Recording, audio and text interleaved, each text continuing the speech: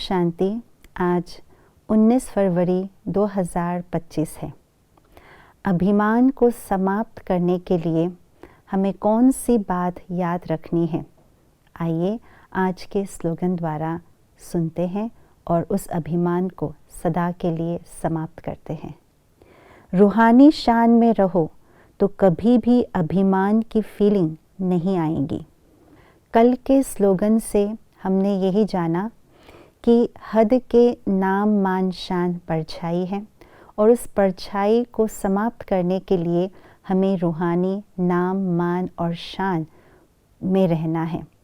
और आज के स्लोगन में फिर से उस बात को दोहराया है कि अगर हम रूहानी शान में रहेंगे तो कभी भी अभिमान की फीलिंग नहीं आएंगी। तो रूहानी शान कल की स्लोगन के आधार से यही हम सब ने जाना, सबसे बड़ी ते बड़ी जो शान है वो है हम बाप दादा के दिल तख्त नशीन आत्मा है। ये सबसे बड़े ते बड़ी शान है।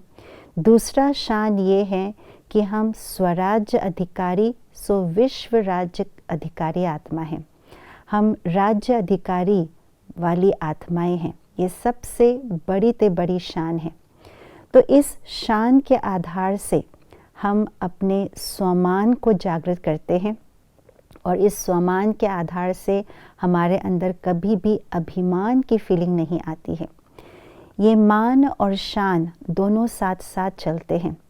जहाँ शान है वहाँ मान है, जहाँ मान है वहाँ शान है, और जहाँ दोनों हैं वहाँ नाम भी है।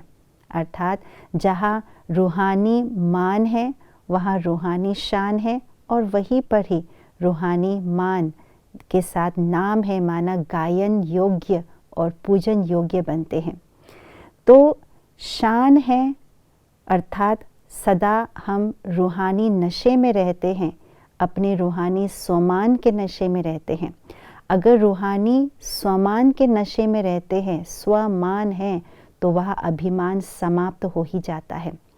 स्वमान के आगे अभिमान टिक नहीं सकते हैं।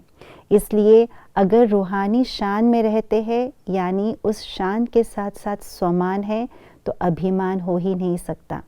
कई बारी कई बच्चे, बाबा के बच्चे, भोले बच्चे ये कह देते हैं कि हमें शान में रहना चाहिए ना, अगर शान है तो लोग हमें मान देंगे, शान में रहना चाहिए, शान से चलना चाहिए। बाबा कई बार कहते बच्चे शान और अभिमान में दोनों में डिफरेंस पता नहीं चलते हैं। हमें ये चेक करना है कि ये शान है या अभिमान है।